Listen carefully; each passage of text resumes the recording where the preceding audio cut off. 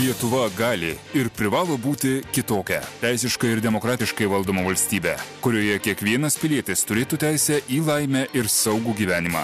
Išgirsti atvirai išsakomą kitokį požiūrį į valstybės valdymą, bei žmogaus ir valdžios santykius, aktyviai dalyvauti svarstymuose ir tartis, kartu spręsti ir jau šiandien kurti mūsų visų kitokią ateitį. Kviečia radijo stotis Pūkas. Laidose Kitokia Lietuva. Sveiki, malonu sveikinti visus su naujais metais, su naujom viltim, su naujom kažkokiom pergalėm, numatomom į priekį. Aš tai kaip visada sakau, kad tie metai atėję nauji, jie niekada nieko neatneša, bet sutikti reikia griausmingai. Tai nors viena proga būna susieiti artimiesiems, giminaičiams, kaimynams, nors pasveikinti vienas kitą ir palinkėti sėkmės. Taip linkime ir mes. Mūsų šiandieną svečias socialinių mokslų habilituotas daktaras, profesorius Gediminas Merkys. Sveiki. Jau man žmonės rašo, skambina, sako, kur dingo Merkys. Sakau, taip, tik pernai buvo pas mus studijoje. Tai jau labai senai.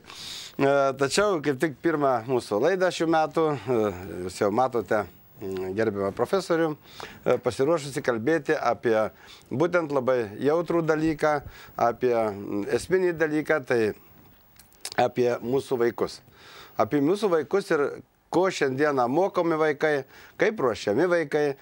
Nepaslaptis, man atrodo, kad tiek ir Amerikoje, tiek ir kitose šalyse vaikai jau mokomi ne to, ko mokėmės. Yra visiškai skirtingi dalykai, kada žmogus gauna išsilavinimą, raštingumą, supratimą, po to pasirinkdamas specialybę, jis tampa specialistu, tai šiandieną vaikai kažkaip tai mokosi to, ko nelabai pritaikoma gyvenime, kur susiduria su kažkokiom problemom, jie negali išspręsti, nes jie žinių neturi ir jiems į galvą prikišama kažkokie tai globalistų interesai. Tokie žmonės būna nutrūkę nuo realaus gyvenimo, kaip dažnai žmonės sako.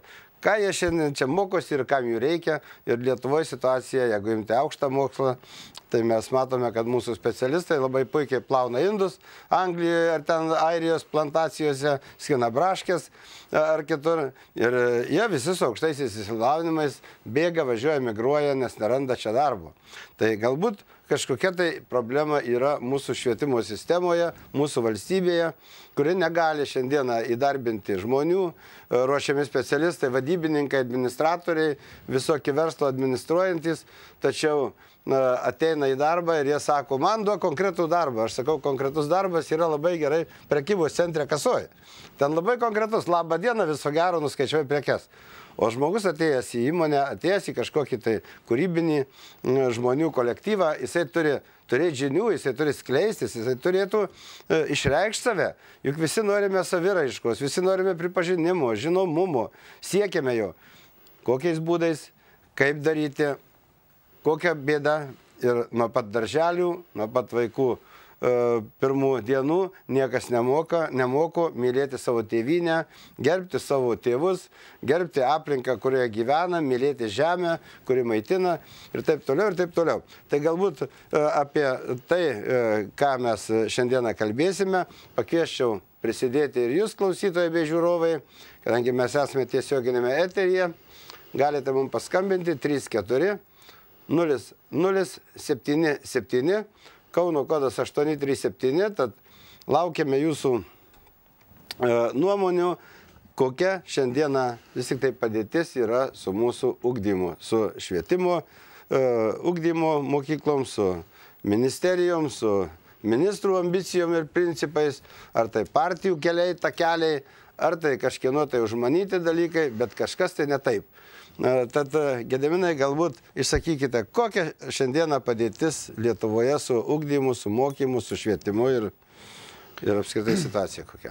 Kęstuti, jūs visada iškėlė tiek klausimų, kad čia reikia 5 institutų kokių tyrimų, kad kiekvienas būtų ne mažiau kaip 4 aukšto dydžio, nu, o jeigu per žiniasklaidos reikalus pasižiūrėti laidų, tai čia reikėtų pusės metų ciklo turbūt laidų. Nu, mes turime metus laiko iki naujų kitų metų. Kad atsakyti, reiškia, į visus tuos klausimus.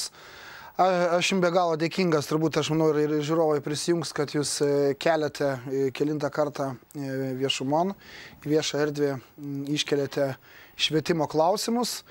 Iš tikrųjų, švietimas yra be galo svarbu, bet kokiai civilizuotai 21 amžiaus visuomeniai.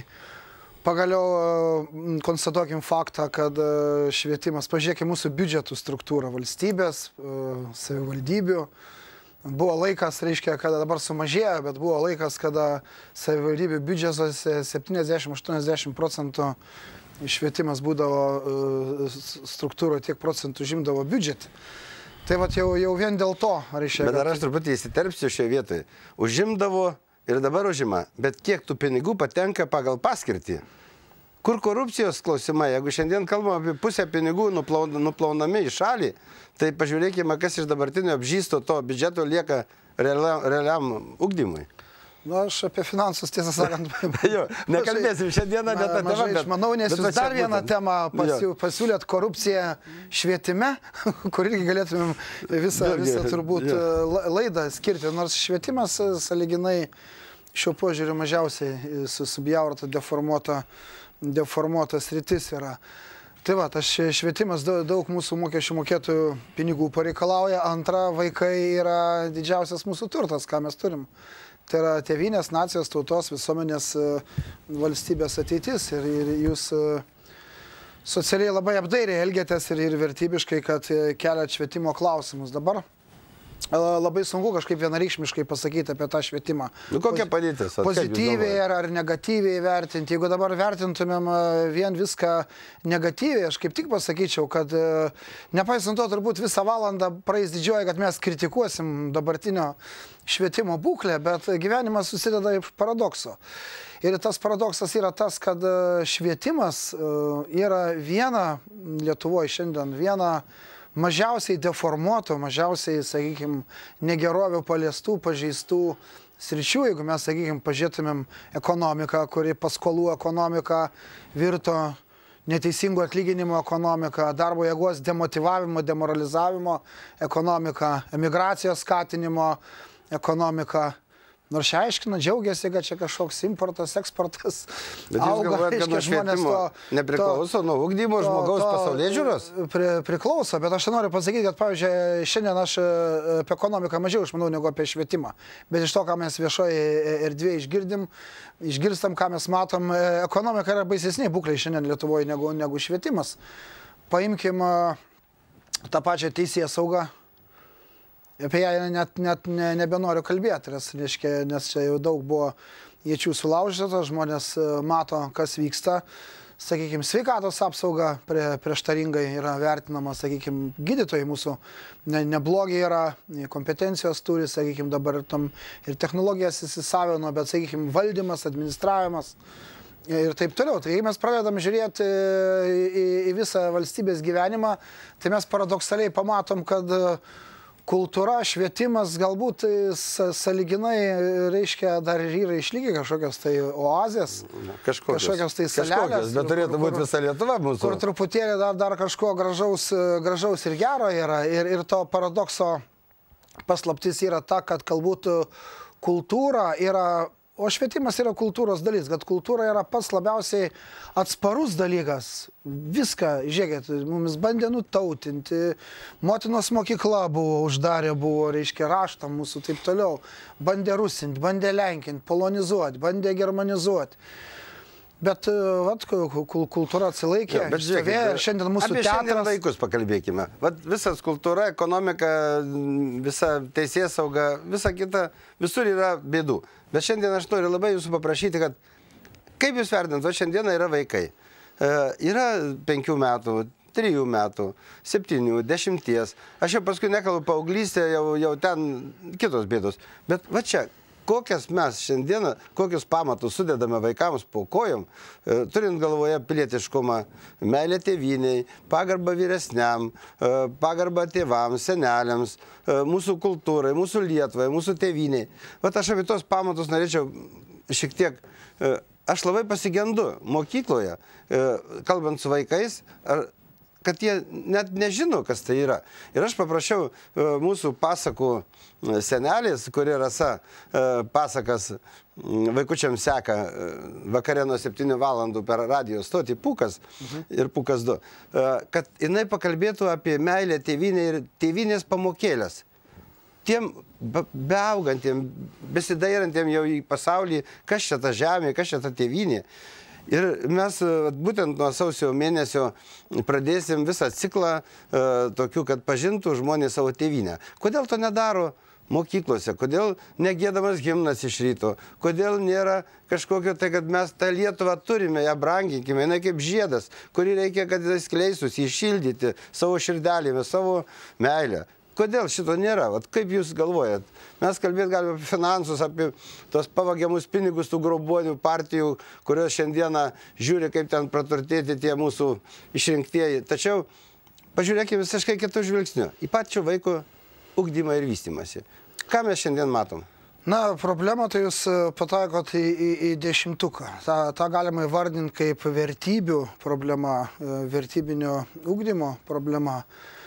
Tai iš tikrųjų tenka konstatuoti, kad dabartiniai mokykloje, dabartiniai švietimo sistemoje yra sufetišizuotos žinios. Formalios žinios, gebėjimai. Ką reiškia tas žodis? Trigonome, lygtis išspręs, žinoti Mendelejevo lentelę, žmogus žino, matematiką žino, geografiją, biologiją, bet šalia žinojimo dar atsiranda vertybės. Aš pateiksiu tokį labai primityvų pavyzdį, sakykime. Vat galima išmanyti apie Kalašnikovo automatą, sakykime, mokėti ten konstruoti, patobulinti, taip toliau, va čia bus žinios. Žinot, reiškia trajektorijas, mokėti paskaičiuoti, suprasti, kokie ten procesai vyksta ir taip toliau. Technologiniai, kinetiniai ir kitas dalykas, reiškia, kaip aš žiūriu vertybiškai. Aš iš savo giminių žinau, kad, reiškia, žmonės kažkada ten papasakojo, kaip per kare turėjo dalyvauti. Tai pasakojo, kaip, reiškia, visą karą specialiai, sako, šaudžiau su kulkos vaidžiu viršų. Gal kokią kulką paklydėlę, kam pataikė, bet, reiškia, sąmoningai niekada nešaudžiau. Jo, tai tas pasirodo, reiškia, kad žinios, jos labai yra svarbu, bet yra žymiai svarbiau, ką mes su tom žiniom darom. Bet mes nebežinės, vėlgi, mes nenaikim. Jūs labai puikiai žinot ir labai gražiai pasakėt vertybės, vertybės, vertybės. Šiandieną pažiūrėkime mokykloje nuo 1-2 klasės jau, su kokio automobilio atvežė tėvas vaiką į mokyklą, koks jo tas mobiliakas vadinamas jau mobilus telefonas, ar jisai ten liečiamų ekranu, ar jis ten jau iPhone'as, ar jis ten jau mandriausias, jeigu pas tave prastesnis telefonas, jau viskas, tu nebe vertinamas, jeigu tu neturi auksinės grandinėlės ar auskariuko, įsisegęs ten mergaitė 1 klasėje, jau ką tau tėvai negali nupirkti, papuošalai ir taip toliau, kokį prekė ženklų rūbas, kokia kuprinė, kokie batai. Va čia žiūrėkite, kaip viskas nukrypsta į vartotojišką erdvę ir tampa žmogus, ne tas, kuris gerai mokosi, kurio širdelėje galbūt eilėraštukas skamba, gal jis pagroti jau moka, gal jisai traukia į pašokti, bet ne. Kuo tu apsirengęs, dar jau, žiūrėkit, jau kokie 4-5 klasė, cigaretė dantyse, jau su mokytojas nesiskaito, mokytojas jau kaip priešas. Va čia pradžia, pamatai, ant ko stovi mūsų vaikų gyvenimas ir jų ugdymas. Ir jeigu šitie dalykai nebus lagerių sindromas, šitas gaujos sindromas, nebus išstumtas iš mokyklų ir nebus vertinama vaiko dvasinės vertybės, nebus vaiko vertinamas tas giluminis, intelektinis pasaulis, kuris kuria ką nors. Ir jisai bus užgesinamas ir paliekama tik tai skudurai, daiktai ir įvairiausi kiti dalykai, kur mes einam. Aš esu irgi taikliai, yra baisus sumaterialėjimas. Baisus sumaterialėjimas. Ir civilizacija šitoje vietoje eina, mano nuomonė, į pražūtį. Dėl to, kad mes paimkim visas ankstesnės civilizacijas, jos visą laiką kažkaip bandė įvesti įvairius apribojimus, įvairias kažkokias moralinės nuostatas, kad apriboti vartojimą.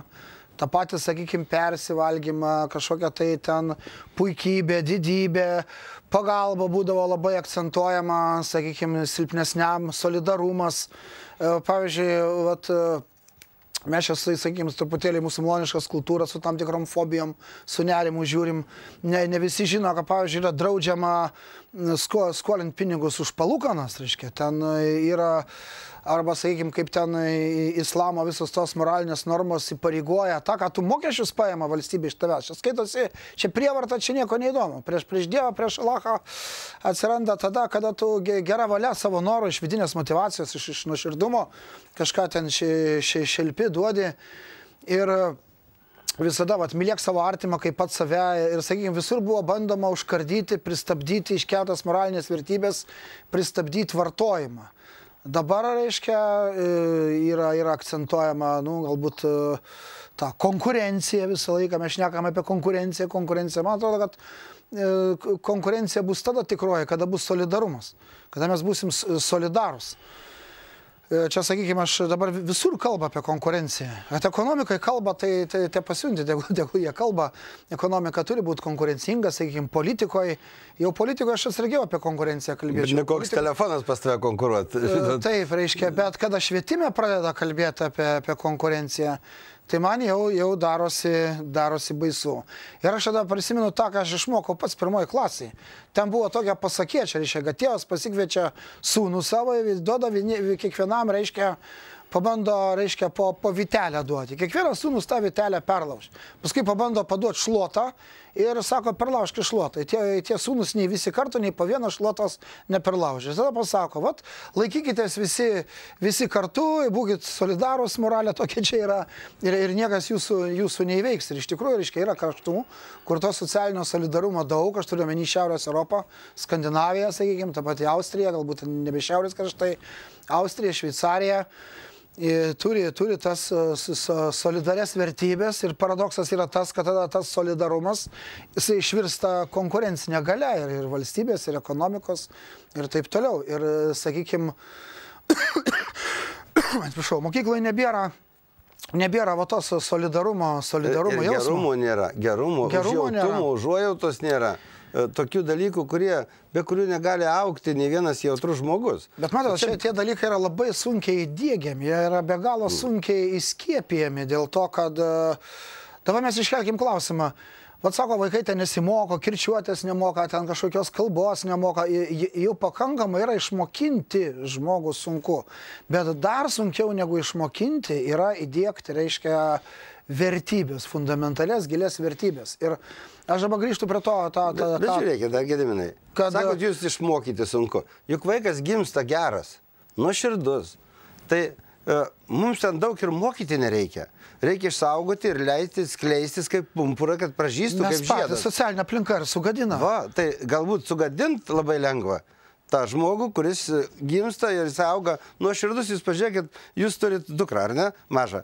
Pažiūrėkit, kokia nuoširdį, jinai nemeluoja, jinai tikra, jinai šypsos, jinai džiaugiasi to gyvenimu viso, matydama šilumą tėvų, meilę tėvų.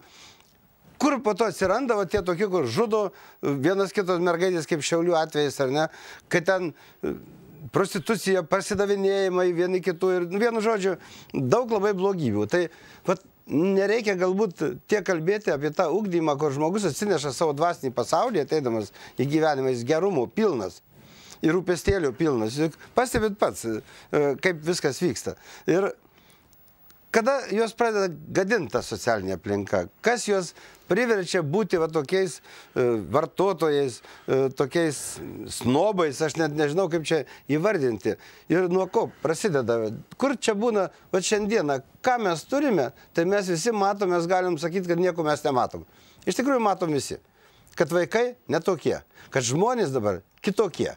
Jau ne tokie, kokie buvo, nuoširdūs, geri, darbštus, rūpestingi, jau jie pasikėlė, jie vaikšto kažkokios vertybėm, pinigai ir taip toliau. Aš nesakau, kad visi, yra daug dar labai puikių gerų žmonių, tačiau ta tendencija, apie kurią mes šiandien kalbam, kur tie pamatai, ant ko atsistoja žmogus, ką valstybė šiandieną jiems sukuria. Ir norėčiau dar pakalbėti apie tai, kad ar mes laukiam kokių pokyčių, kadangi vienas švietimo ministras, kur ir teismai konstitucinė ir nustatė, kad ten ir konstitucija pažeista buvo ir ten visi dalykai.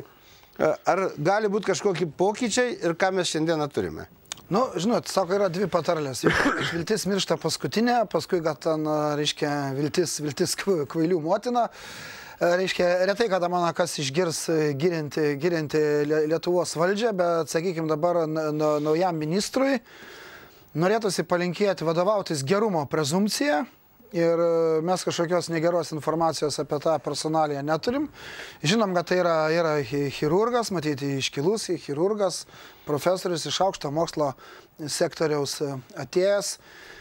Ta, ką jis spėjo pasakyti, tai man paliko, aišku, labai dažnai politikai moka gražiai kalbėti, labai dažnai būna gal tos gražios kalbos nuo darbų pradeda skirtis, darbus mes jo netrukus pamatysim, bet tai, ką aš išgirdau ir ką mes visi išgirdom iš jo trumpų pasisakymų, mane ir mus, manau, nuteikė viltingai. Tai pirma, reiškia, kad neskubės, kad įsigilins, kad skatins dialogą, reiškia, vadinasi, tėvų, mokytojų, visuomenės, kad neskubės, įsigilins į situaciją, reiškia, kad gerbs tas demokratinės procedūras. Čia yra labai jau daug. Čia yra labai daug. Jeigu tas, kas čia buvo spėta šio ministro pasakyti, bus nuoširdžiai įgyvendinama, yra nemaža viltis, žinokit, kad pradės reikalai gerėti, dėl to, kad žmonės, visumoje bendruomenė, žmonės, mokyklos, pedagogai, tėvai, mokiniai, kolektyvai, jie iš principo, kaip tas kūdikėlis, jie iš principo nėra blogi. Žmonės yra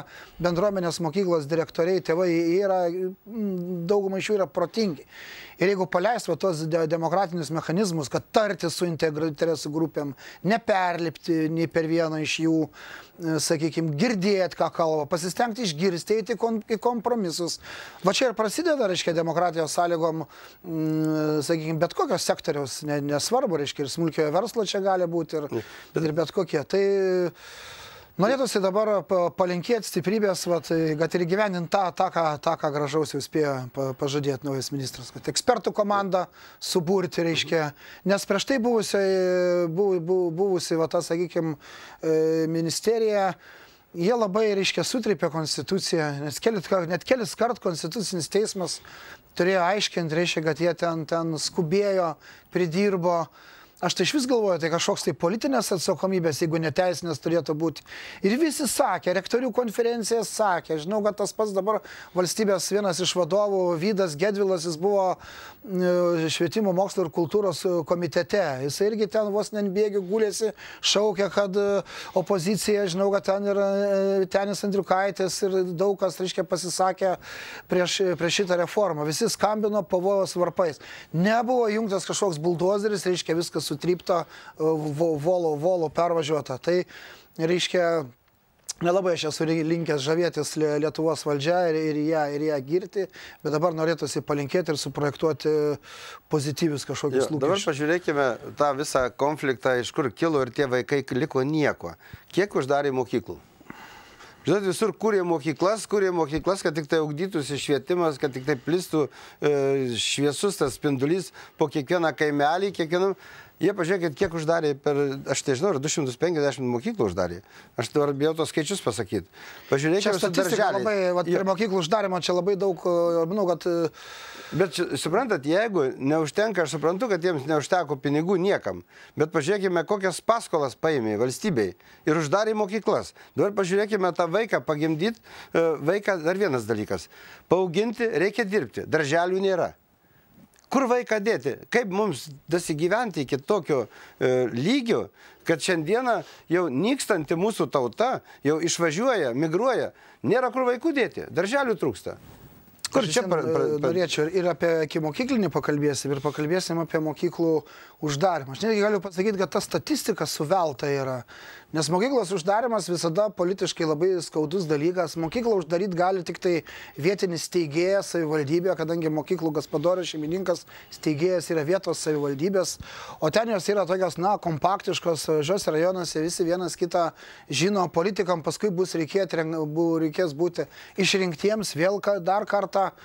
Bet yra pagrindinė problema, kad nieks va taip piktybiškai neuždaro tų mokyklų, apsižiūrė, vaikų pilna, daug jaunų, kiekvienoje šeimoje po 3, po 4 vaikelius, davai, kažkam tai, sakykime, mušės sistimas į galvą ir sako, nu, vat, viskas, nuo balandžio 1 uždaro mokyklą. Nėra taip Lietuvoje. Nėra taip Lietuvoje. Ir čia labai skausmingas procesas, dėl to, kad yra kažkokia... Labai įdomu, kada Panevėžyje, berods, ar kuriam mieste buvo atidaryta mokykla iš lagerių išėjusiems nepilnamečiams.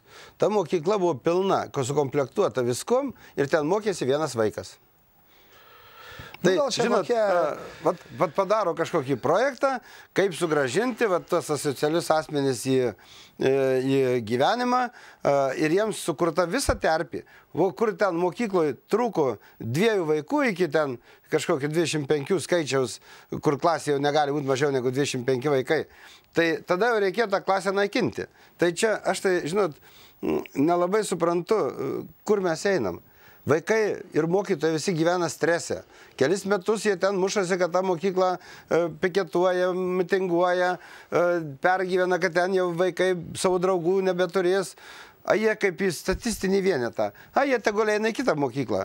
Žinot, netgi, dar kartą pasakysiu, netgi mesgi nežinom net realios padėties apie mokyklų uždarimą. Dėl to, kad, reiškia, vyksta šitai. Pirmiausia, kažkokia mokykla jinai neuždaroma, o jinai paskelbiama filialų. Kažkieno tai. Tuo momentu, kai paskelbė mokyklą filialų, negalima sakyti, kad ją uždarė. Dar po 3, 4, 5 metų tą filialą uždaro. Bet tada vėl sako, mes mokyklos neuždarėm.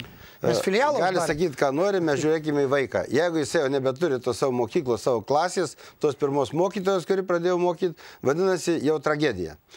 Noriu pakviesti mūsų žiūrovus ir priminti mūsų telefoną. Ar jums iš tikrųjų neįdomi šiandien situacija ir norėtumėte išsakyti savo nuomonę? Gal mes čia visiškai netiesą kalbame. Jūsų vaikai eina į mokyklas, jūsų vaikai pergyvena dėl tokio perkelimo iš vienos į kitą mokyklą, apie tą neformalų ugdymą, kurį protu nesuvokiama, ką reiškia neformalus ir formalus ugdymas. Arba yra ugdymas, arba jo nėra. Tai mūsų telefonas 34 0077, Kauno kodas 837 ir mūsų svečias šiandieną socialinių mokslų habilituotas daktaras, profesorius Gediminas Merkys. Tad laukiu ir jūsų nuomonės. Galbūt yra kitaip, nei mums čia atrodo, bet mano ir kiek mus kreipiasi žmonės dėl švietimo problemų, tai iš tikrųjų gausu. Ir bendro lavinimo mokyklos, kokia padėtis? Kaip jūs... Vis tik jūs esat pedagogas, mokote visą gyvenimą, dėstote universitetuose, bet jūs matot, ką jūs gaunate. Kas pas jūs ateina, kaip paruošti po vidurinio išsilavinimo mokiniai, studentai, kaip jie profiliuoti į kažką, ar jie jau kažką supranta apie tai, tik stoja. Profiliavimas nepasiteisino. Mes taip plačiai einam, reiškia, mes truputėlį neatsistojam ties kokią nors, sakykime, šitą temą detaliau, reiškia, labai būdingas toks visibiškas matymas. Jo, bet aš niekaip neišspaudžiu iš jūsų tos tikros nuomonės, kažkaip aptakiai, bet norėtųsi konkretizuoti. Kur bėda, kur problema? Paskambino Vytautas iš Višakio Rūdos, klausome Vytautą jūsų. Labą dieną, gerbiamas Kęstuti ir gerbiamas Merkys. Norėjau pasakyti vieną paprastą dalyką. Pažiūrėkite, kaip gali pas mus lietuviška dvasia gyventi. Mūsų valdžia konstitucijos visiškai nesilaiko. Ir šitą jūs žinote ne kartą, apie tai patys kalbėję. Mokyklose lygiai tas pats. Sakysime, teismai, kurie valdžia turėtų spręsti pagal konstituciją įstatymą, tai ir iki to, kad teisėjai, dabar nesakau teismai, bet sakau atskiri teisėjai, priiminėja tokius sprendimus antikonstitucinius, antiįstatymiškus, nepaiso įstatymų. Tai kokia gali būti? Čia specialiai taip daroma, kažkas tai suorganizavęs nuo seno. Už tai 20 daugiau metų gyvename tokioje šalyje, kuri smunka ekonomiškai ir žmonės smūgdomi. Nesvarbu, koksai prezidentas buvo. Paksas, ne paksas, bet kada pradeda nešioti žvakutes, pradeda mokiniams liepia karstus mažus. Tai ką tai reiškia? Tai valstybės žlugdymą. Ar su tokia nuomonė sutiktumėte? Tikrai šitie situacija valstybei, sakykime, politinės kultūros, teisinės kultūros arba teisinės antikultūros, kuri išeina iš teisėsaugininkų elito korpuso, iš jų sprendimų, be jokios abejonės, reiškia, turi labai žalojantį, traumuojantį poveikį. Aš niekada to neslėpiau, reiškia, niekada nebuvau eksprezidento Pakso gerbėjų. Manau, kad tai yra apysilpnis politikas ir gyvenimas tą parodė, bet visą tą istoriją, sakykime, ten to nuėmimo, aš giliai susitikinęs, kad ten iš tikrųjų buvo viršūnėlių suorganizuotas perversmas. Ir tada galbūt buvo apskritai posūkis valstybei, kada kažkokie nerinkti klanai, sakykime, ten žiniasklaidos elitas, teisėsaugininkų elitas, dalis politinio elito, dalis kažkokio ten pusiau šešėlinio verslo elito, ūkinio, ekonominio.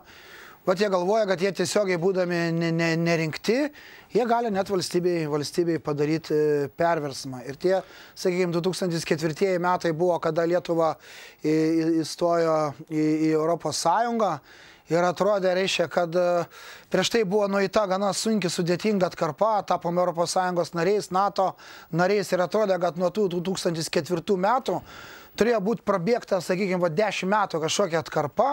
Ir, sakykime, jau 2014 metais mes turėjom sužydėti naujom galimybėm, gražiais rezultatais. Bet kaip tik tada ir prasidėjo kažkoks valstybės smukimas žemyn. Mes kuo toliau, tuo labiau matom, kad ne apie tokią valstybę, ne apie tokią visuomenę mes svajojam, ne tokios laukiam. Nuo pradžių pat Gedeminai viskas pradėjo čiuožti žemyn. Nebuvo čia iš tikrųjų sukurtos valstybės pamatų, ant ko galėjo atsistoti. Paskambino mums Kazimieras iš Panevėžio. Klausome, Kazimierai. Labas rytas. Čia jūs taip įdomiai kalba, taip kad aš tik tai papildyti kažką tai galiu. Žinot, aš toj sistemai dirbu daug metų, tai vat susidariau tokį vaizdą, kad čia yra sąmoningai, reiškia, yra žlugdoma valstybė, naikinant švietimą. Alio, girdite? Taip, girdim, jūs girdim. Aha. Tai vat, reiškia, pažiūrėkit, ministrai, nuo nepriklausomybės laikų jau 22 metai, mes iš esmės neturėjome švietimo ministro, kuris vykdytų savo funkciją, kaip reiškia, nu tikrai jaunos kartos ugdytojas. Buvo Zigmas Zinkevičius, berods, reiškia, labai trumpai, tai tikrai gabus žmogus ir protingas, jis netiko, jis, reiškia, užpykdė Adamkų, Saudargą įpuolė, kad jis, reiškia, Lenkam neįtinka ir iš karto išvijo. O daugiau pastatyti tokie, žinot, nu kaip pasakyti, programa vykdoma valstybės naikinimo. Pažiūrėkit, pavyzdžiui, literatūrą, kaip dėstama, tai pagrindinis ugdymo, reiškia, sritis yra literatūra. Jinai iš esmės klasika išguita išvis iš literatūros, mūsų žymieji klasikai. Paskui meninis ugdymas, būreliai neremiami, reiškia, jokio ten apžiūrų rimtų nebūna. Teisinis ugdymas, reiškia, kad pilietinis toksai irgi labai silpnas yra. Istorija išvis iš pamatų, reiškia, neugdoma ir specialistai neugdomi, kažkaip tai keistai, reiškia, interpretuojami kiti dalykai.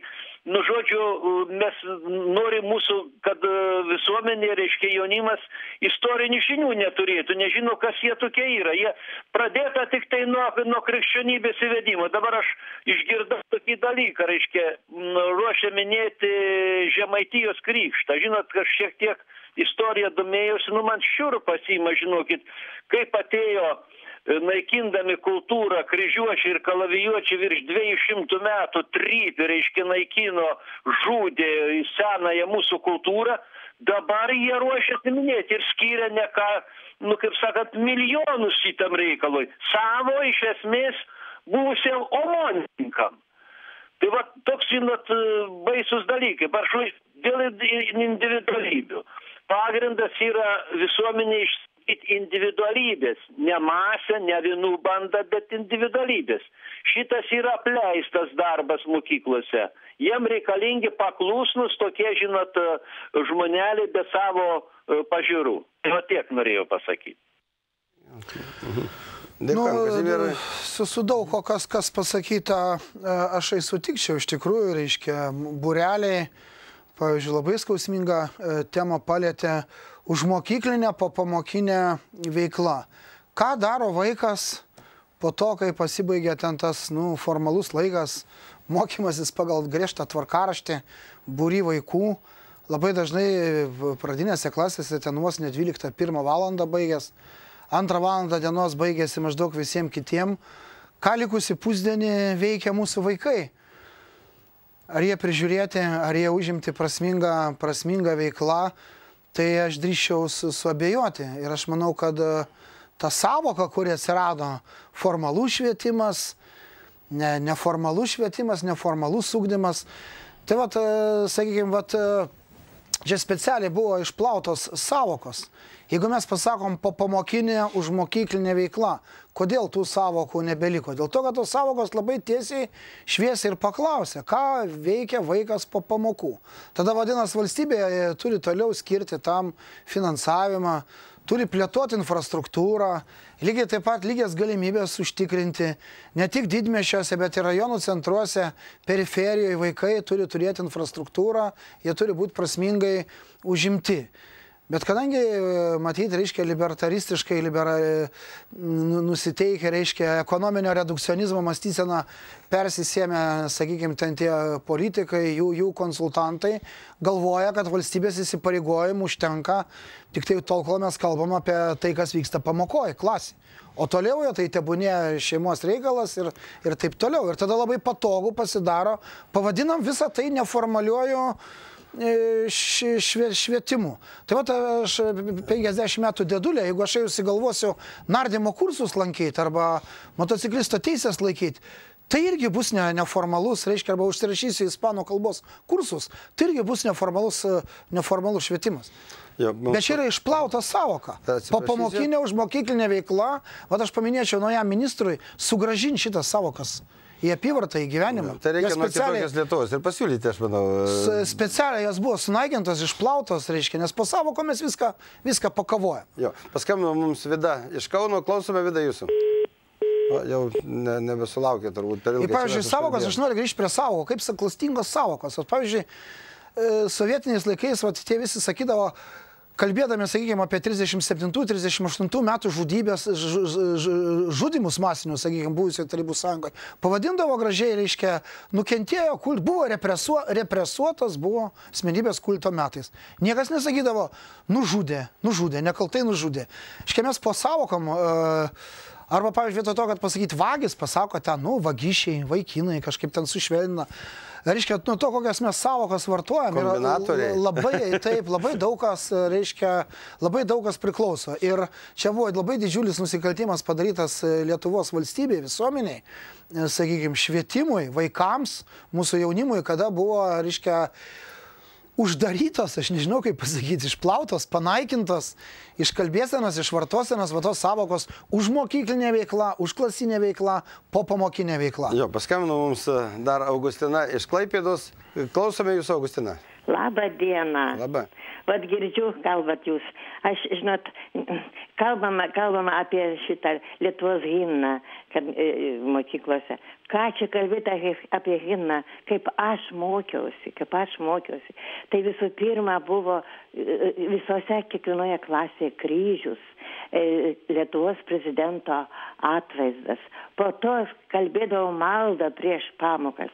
Po pamokų vėl ačiū tau visagalis Dieve už visas tavo gerybės suteiktas mums šiandien.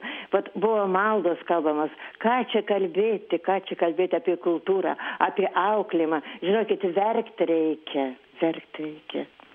Štai nėra jokios kultūros ir jokio auklėjimo, kaip pavyzdžiui vakar buvo laida to Kvietkausko. Kaip jis kalba, kokia jo kalba, jisai klausė ten tų savo pakviestų dalyvių. O jeigu Lietuva susimaus, tai čia kultūra, kalba, išauklėjimas.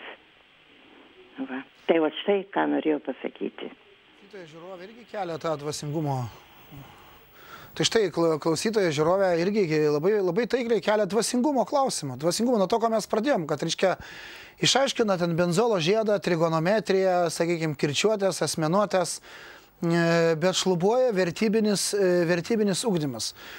Kodėl taip yra? Kodėl taip yra? Ir čia labai įdomi mintis buvo pasakyta, kad, reiškia, vaikas gimsta geras. Nors, reiškia, yra tos teorijos apie chromosomą Z, apie genetinę determinaciją, sakykime, blogos deviantinės elgsenos, bet šiaip visi pedagogai, humanistai, jeigu mes paimsim 300-400 metų istoriją, mes matysim, kad jie visi visada pripažino socialinės aplinkos ir ugdytojo įtaką, galias, reiškia, pakeisti tą vaiką. Ir aš manau, kad didžiąją dalim žmogų, jo vertybės ugdo socialinė aplinka. Ir iš tikrųjų, kas yra tos ugdymo instancijos? Tai yra šeima. Bet šeima, kaip socialinis institutas, jinai keičia savo pavydalą, jin patiria krizę. Tradicinę, reiškia, kaip dabar, žinot, dabar mes jau bijom savo net natūralias pažiūras pasakyti. Aš kaip ir dauguma Lietuvos žmonių, reiškia, net apklausas tokias vengia padaryti. Aš esu už tradicinę šeimą, už tradicinę kultūrą, už tradicinės vertybės. Man nieko nepadarys, bet buvo toks eurokomisaras Butiljonė, kuris pasakė iš Europos Sąjungos, reiškia, Eurokomisijos ar kur ten tribūnoje, kad jis yra už tradicinę šeimą, tai jis labai blogai baigė, suprantate, tai žmonės jau bijo. Ir tradicinė šeima nyksta. Tradicinės vertybės. Nyksta, žiūrėkit, niekas bendruomenė nyksta, mes neturim bendruomenės. Bet niekas nevyksta be priežasties, niekas neatsiranda iš niekur ir niekas nedingsta be pėdsakų. Mes žinome dėsništas, taip? Ir iš kažkur tai viskas, va čia dingsta, va čia atėjo neformalus ugdymas, čia dar kažkas. Kas visą tai daro, mes turim žinot. Ką Kazimieras pasakė, labai aiškiai. Mes net istorijos nežinom. Ir mes garbinam savo žudikus, kurie atėję Kauno, pavyzdžiui, minimo šiandieną diena įkūrimo, tada, kada Kaunas buvo sudegintas visas. Tai mes minim savo mirties protėvių dienas, kada 2 metus Kaune niekas negyveno, buvo vien griuvėsiai ir vien paukščiai žmonių ten, žinot, likučius sulesė. Ir niekam net palaidot nebuvo kam. Tai mes minim, Klaipėdoje taip pat yra. Irena iš Kauno paskambino, klausome, Irena, jūsų. Labą dieną. Labą. Aš čia, kaip kalbėjot, po pamokų vaikai ką veikia. Arba darželyje būna paruošiamoji grupė. Štai sėdi palei mane 1 klasės mokinys ir nemoka nei vienos raidės parašyti. Jau nuo naujų metų lanko mokyklą ir dar lanko prailgintą grupę. Ir nieko jis nemoka rašyti. Ir tiesiog pastabos ir tokie negražūs mokytojos parašymai, kad tėvai negali prižiūrėti. Motina dirba, viena augina 2 vaikus, abu invalidukai biski. Tai tiesiog mokykloje niekas nesimokina. Štai turiu gimnazistę mergaitę. Jos klasiai į mokytojus mėtoma kapeikom, ten centais visokiais daiktais mėtoma ir mokytoja nieko negali pasakyti. Ministro reikia duoti į kailį tiem visiems vaikam reikia. Kodėl nutraukta mušimas vaikų? Aš radau žurnale parašyta, kad ir beržine rykštele galima vaikus mušti, užauga protingesni. Aš nežinau, aš auginau savo vaikus ir anūkus ir visi nuėję į mokyklą, bet prašėsi į 2 klasę mokytoją, kad leist. O dabar prašau, vaikas baigė, reiškia, paruošiamąją grupę, jau iki pusės metų mokinosi, nieko nemoka. Dėkojame, Irenai. Iš tikrųjų, tai tie dalykai, kada, žinot, netgi iki to dabar jau prisigyvenome, kad mergaitei 15 metų jau jinai rūko, narkotikai, draugai, uždaro duris, per langą iššoko, tėvas paėmęs diržų sudavė, paskambino į policiją, atvažiavo, tėvą areštavo, uždarė areštinę, o mergaitė savo eina į klubus toliau ir tokiais būdais siekia savo malonumų. Tai, jeigu nueitume į tokius dalykus. Aš galvoju, kad vis viena fizinės bausmės 21 amžiuje Europoje yra niekaip nepateisinama čia. Aš net nenorėčiau. Ką jūs sakėt nepateisinama? Ar jūs pasidegavo diržų? Ką čia reiškia 21 amžius? Žmonės tas pačias... Nereikia žmogaus mušti. Aš tai nemanau, kad čia mušimas. Jeigu vaikas gauna su diržu per užpakalį ar su rykšte kokia beržinė, tai čia už tai, kad jis padarė blogai, kad jis žinotų, kad yra ir atsakomybė, ir bausmė. Vida iš Kauno paskambino. Klausome, Vida, jūsų.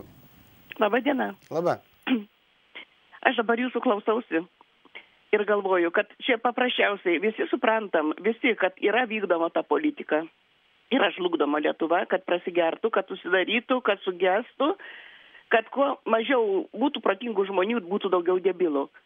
Kažkam labai yra patogu ir ta programa yra stipriai vykdoma. Pradedama net nuo mokyklų pačių pirmųjų klasių. Dabar, skaitykim, paima vaikas, eina į 1 klasę. Jisai išeina kaip į naują šeimą. Mokytoja jam antroji mama. Jisai pripranta prie vaikų, jisai pripranta prie draugų. Ir staigiai kažkokią reformą reikia perėti į kitą mokyklą. Tas pats, kas iš jumi paimtų vaiką ir atiduotų kitai šeimai. Vaikasgi vos neįsikabinęs į sijoną mokytoją nuo pat pirmų dienų, nuo 1 klasės, ją myli ir dabar iš karto atsiskirti su ją. Jam yra baisi trauma. O jeigu tas vaikas per savo gyvenimą pakeičia 3-4 mokyklas, taip, tai jis iš karto jau yra pažeistos psichikos. O matyt, to ir reikia. Matyt, to ir reikia, kažkas vykdo tą programą, nes yra žmogus pasakęs, mes išeisim, bet mūsų programa neišeis. Tai vat matyt, ta programa pilnu tempu 100% yra naudojama, kad žmonės nedirbtų, darbo neturėtų, pašalpas turėtų, prasigerkit jūs, kultūros nebus, klubai uždaryti. Svarbiausia, kad balaganų daugiau būtų, kad gerkit savo visus bambalius, nedirbkit, mes duosim jum pinigų, neauginkit karvių, kiaulių, nereikia, kam, tegul piktžolėm viskas apauga, o paskui mes ateisim ir pasijuoksim, vat štai, ką turėjot, ką gavot laisvą Lietuvą. Mano nuomonė, tai yra čia grinai tas pats, bet kur mūsų ministro akis, kur mūsų prezidento akis, nejaugi jie nesupranta, ką supranta paprasti žmonės. Dėkojom, aš tikrai džiaugiuosi, kad tie paprasti žmonės, kaip ir mes čia susėdę diskutuojame, kad jie supranta. Ir man atrodo, pati didžiausia bėda yra, kad žmonės daromi visokiausiais būdais, kažkokie, kaip ir paminėjau, jie nepilnaverčiai. Ir protingi žmonės, juk įsivaizduokite, jeigu dar būtų visi žmonės protingi, nebūtų tokių dalykų, kas dabar vyksta. Nebūtų nei korupcijos tokios, nebūtų nei susiskaldymų, jie susikalbėtų. Ir protingi žmonės yra pavojingi. O va tokie bambaliai apsikabinę, jie tikrai nieko nepavojingi. Jie ir tos balsus parduoda, jie ir pritars viskam, ir jie jau mąstyti nebeturi kuo. Jau ten degradavę labai daug kas. Bet aš norėčiau paoponuoti gerbiamai klausytojai ir žiūroviai. Nu, prie viso savo kritiškumo, sakykime, ir esamai valdžiai, ir esamai santvarkai, ir Lietuvos valstybė, ir visuomenė, žinokit, nu, aš nelabai patikėsiu, kad kažkas įėjęs į Rodeno mąstytojo pozą, atsirėmęs kažkokią sąmokslo teoriją, galvoja, kaip čia pakenkus Lietuvai, kad čia Marijos žemė būtų skaudžiau, blogiau. Aišku, čia užsienio gal kokios ten žvalgybos interesų grupės, sakykime, ten kažką nori dėl energetikos, dėl ekonomikos, bet žiūrėk, kažkas kažkur galvoja, kaip pakenkti Lietuvai. Mes patys esam nepilietiški, patys nesam solidarūs, trūksta politinės kultūros, trūksta teisinės kultūros, neaišku kaip ir neaišku, ką išsirinkam. Reiškia, dar daugiau atsakomybės ir kalties aš deleguočiau, reiškia, tiem, kas yra valdžioje. Bet aš manau, kad mes patys save... Bet jūs apie globalius dalykus patys save naikinam, save naikinam. Ne, aš manau, kad žmogus ne pats gimęs blogas. Jam ta aplinka, jūs ir pats paminėjote, socialinė aplinka ir visi tie dalykai žmogų pakeičia. Paskambino mums Marija iš Kauno, dar klausome Marija jūsų. Marija, klausome jūsų. Alio. Marija, negalim susijungti su jumis. Tai aš tai manau, kad yra globalistų kažkokia tai politika. Ir čia nekalbam vien apie Lietuvą, mes kalbam apie Rusiją, apie visas šalis, tik tai yra išrinktieji kažkokia tai žmonių grupė, kur mes tos informacijos gaunam ne visiškai taip viešai, tačiau jos pakankamai daug. Tiek ir yra tokių lektorių, kurie apie tai pasako labai atvirai ir juos ten draudžia platinti. Aš savo dukrai nusiunčiau į Kanadą vieną kanadietės moters, kuri dalyvavo tokiuose sąmoksluose, nuorodą, kad pasižiūrėt. Tai sakau, pasižiūrėk, kas vat jūsų kanadiečiai, ką patys mokslo žmonės išsako, kokia situacija. Tai įsivaizduojat, jinai pabandė atsidaryti, parašyta, negalima suteikti, nes autorinės teisės bus pažeistos, jeigu pasižiūrėsit. Tai ant kiek saugumas Amerikoje neleidžia tokia informacija plisti, kur labai išdavė. Įdomią temą palėtėt. Iš tikrųjų, reiškia, jūs dabar atsakykim visi savo tokį klausimą. Kodėl, kaip vyksta ten tie visi, ten G7, visokie susitikimai, įvyksta va šitie antiglobalistiniai sąjūdžiai? Kodėl ten jie ten 9 eilėm visokių tvorų aptverti yra? Kodėl begalės tos apsaugos, reiškia, ten, kur yra daugiau to pilietiškumo, sakykime, kur žmonės galbūt tos okupacijos 50 metų trukusios nebuvo tiek apkvailinti, labiau moka analizuoti politinius, socialinius procesus, ekonominius. Tuose laisvesnėse visuomenėse tas antiglobalistinis sąjūdis jis yra stipresnis ir ryškesnis. Iš tiesų yra tokios informacijos, kad maždaug pasaulį valdo koks 50 įtakingų verslo grupių. Jie yra paėmę į savo rankas, sakykime, ir žiniasklaidą. Jie nusipirko pinigus, informacijos sklaidą, žiniasklaidą, reiškia, sakykime, ir taip toliau. Ir jie valdo, jie sprendžia, kada kokia krizė bus, kada kur prasidės kokioje Šiaurės Afrikos valstybėje. Kursai, pinigų. Koks pavasaris, reiškia, revoliucijos. Bet dabar tos situacijos irgi Karai, žiūrėkit, kas iš dalies nesuvaldytos yra ir tie žmonės jie nesiafišuoja, bet tos interesų grupės, vadinama šešėlinė pasaulinė vyriausybė, matomai čia nėra visai išgalvotas dalykas, tai nėra pilnaties, sakykime, pilnaties metu vaizduotės pablogėjimo ar pagerėjimo rezultatas, kažkokie procesai vyksta. Mes čia Lietuvoje apie juos ne per daugiausiai žinom ir aš manau, kad pakankamai žino žmonės, kurie domisi. Kurie domisi, tos informacijos tikrai yra daug. Kaip sako, internetas visagalis, tai tikrai yra ir nuorodų, ir paskaitos, ir rusų mokslininkų, ir amerikiečių mokslininkų, ir japonų, ir yra pakankamai daug žmonių protingų, kurie išvelgia, kur yra bėda. Ir jeigu mes tos informacijos neturėsime, mes nesidomėsim, kas vyksta. Šiandieną yra pakankamai mūsų draugų ir kitokio Lietuvoje, kurie grūdžią atneša tą įrašo į diską, sako, jūs pasižiūrėkit, duoda protingam žmogui, po savaitės kitos klausia, ar pažiūrėjai. Neturėjau laiko. Tai ant kiek žmogui neįdomu, prisiminkime mes Lietuvos senus laikus, kaip buvo knygnešiai, kaip jie nešė tą žinią, kaip jie norėjo išsaugoti kažkokią tą informaciją, juos ten sodindavo į kalėjimus, už tai bausdavo. Dabar informacijos pilna, dabar žmonėms jos nereikia. Perstimuliuoti visą informaciją yra. Pavargė nuo jos. Taip, pavargė. Nebemoka analizuoti, nebeatsirenka. Taip. Ir svarbiausia, jos labai gausu, jos labai daug ir pasimeta. Tada žmogus pasirenka jam patogiausią, jį padaro to vartotoju, nuo pat vaikystės, nuo pat darželių, kuo tu apsirengęs, koks tavo telefonas, kiek pas tave ten žaidimų, kaip tu čia, kiek turi. Prasideda visiškai kiti dalykai, nei žmogų ugdyti ir kad jis skleistųsi kaip tas žiedas. Gamtos, reikia prisiliesti prie gamtos, nepamiršti, kad mes esame gamtos dalis. Ir mes turim žiūrėti į gamtą, kada išauga pas mus gražios daržovės, kada gražus žiedai atsiskleidžia. Jiem reikia šilumos, jiem reikia meilės, jiem reikia, kad būtų saugu, kad jų netryptų, nelaužytų. Pas mus viskas atvirkščiai. Pas mus jau pradeda viskas verstis aplinkui ašį 180 laipsnių ir šaknys į viršų. Ar galiu įsiterpti truputėlį? Mes labai gerai palėtėm, reiškia, vertybių klausimą, kalbėdami apie švietimą. Truputėlį užkabinom, bet labai svarbios temos nepalėtėm. Ir gal dabar yra naujas... Sekančią laidą padarysi. Bet truputėlį šiandien reikia, nes dabar kaip tik, reiškia, ir sveikatos ministro naujo buvo atviras laiškas mokykloms, mokiniams. Aš labai trumpai, iki minutę, apie jaunimo, vaikų ir jaunimo sveikatą Lietuvoje. Rodikliai nuolat prastėja, geria, rūko, neaišku, kaip maitinasi. Reiškia, čia yra didžiulė problema, kad mes nebegalim rasti sveiko vaiko. Tai ir pasakykim, ką reiškia viena savaitinė fizinio lavinimo pamoka.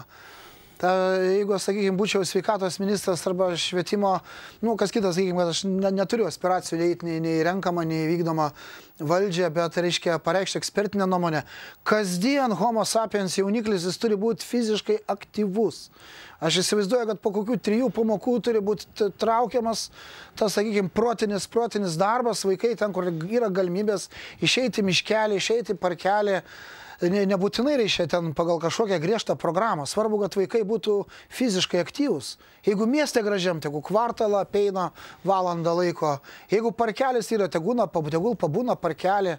Įrengti kelias mažas sporto salytės, kas nori su staklynu padirba, kas nori pakaba ant kokių gimnastikos prietaisų, kas nori ten tenisą kažkokį pažaidžia, kas nori, reiškia, ten kokios ekspanderius, gumas patampo ar pasivarto ant kokio tatamio, sakykime, ar dar kažkoks tai kambarėlis, kad ten, reiškia, ateina pagal muziką, pašoka, tai labai nesunku, iš tikrųjų yra. Kažką reikia daryti, laida baigėsi jau mūsų, taip? Kažką reikia daryti.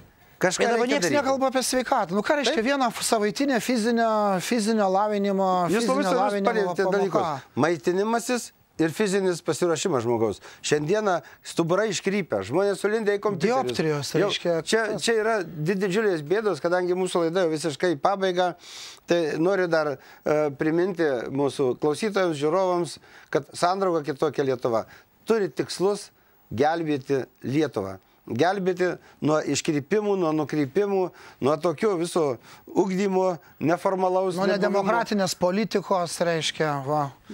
Taip, ir svarbiausia dalykai yra mūsų nuo socialinio neteisingumo, pasakyčiau. Taip, yra pilna. Ir labai kviečiu žmonės, ir tiek profesorius, ir tiek mokslininkus, ir tiek paprastus žmonės, ir turinčius žinių kažkokių.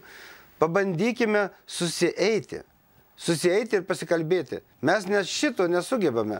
Mes kiekvieno mėnesio paskutinį šeštadienį kviečiame iš visos Lietuvos gyventojus. Atvažiuokite į Kaune, susitikime. Kurkite skyrius savo miesteliuose. Juk mes neatvažiuosime, mes ne partija, kad mes galėtume atvažiuoti, numesti ant milijoną ir jūs čia susidėliokite, surinkit žmonės, sutraukite ir kad balsavime būtų tiek balsų mūsų. Mes šito neturime tikslo ir siekio. Bet mes norime, kad jūs patys prisikeltumėte, pabustumėte ir negalvotumėte, kad už mus kažkas padarys. Visos tos problemos ir bėdos užsikimšę yra mūsų mąstymai ir širdys. Atidarykime juos, atkimškime, atidarykime tai meiliai erdvę, kad atsirastų naujas kvėpavimas, kad žmogus žinotų, kad kol įveiks kiti, tie blogi įvairiausi reiškiniai, tai jisai iš tikrųjų turės tokius pamatus nuo pat mažens, ant ko atsistos, ant to blogio, ant pykčio, neapykantų ir taip toliau, ir taip toliau. Tai Sandraugos kitokia Lietuva tikslai yra labai gražus ir labai geri. Kitokią Lietuvą turėti. Teisinę, kur žmonės laimingi, šypsosi. Socialiai teisinga. Socialiai teisinga, teisingai profesorius sako. Tad mūsų telefonas pasiteirauti, kaip prisidėti prie mūsų veiklos, kaip prisijungti. Ir organizacijas kviečiu, ir jaunimo organizacijas. Visi mes rasime vietos Lietuvoje.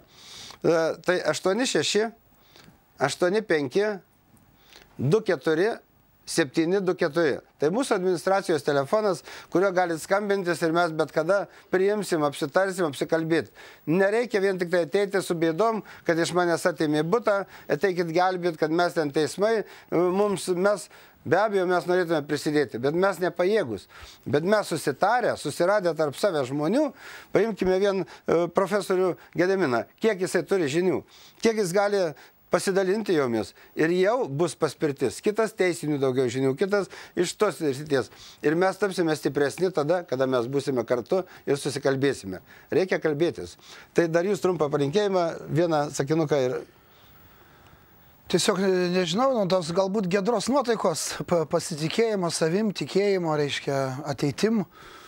Be šito tai tada, nes mes dažnai kalbam liūdnai, keliam negerovės, mes tą darom dėl to, kad kitos televizijos galbūt tą mažiau daro, bet, vilties ir pasitikėjimo, tikėjimo savim, savo darbą mes turim turėti. Jo, tai buvo socialinių mokslų habilituotas mokslo daktaras, profesorius Gediminas Merkys ir aš Kęstutis Pūkas. Dėkoju visiems, kad buvote kartu, kurie skambinote, kurie neprisiskambinote.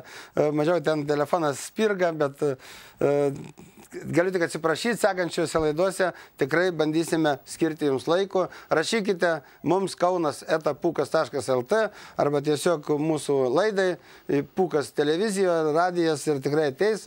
Ir mes bandysim tas problemas iškelti viešumon, ką jūs turite pasakyti, ką jūs norite. Viso gero, gerų metų, geros sėkmės, geros nuotaikos. Matot, laukia vos ne pavasaris, džiaugsmo širdys pilnos, kūrenti reikia mažiau, šiluma brangiai kainuoja, tai jau nuotaika pas daug ką gerėja. Viso geriausio. Lietuva gali ir privalo būti kitokia, teisiškai ir demokratiškai valdoma valstybė, kurioje kiekvienas pilietis turėtų teisę į laimę ir saugų gyvenimą.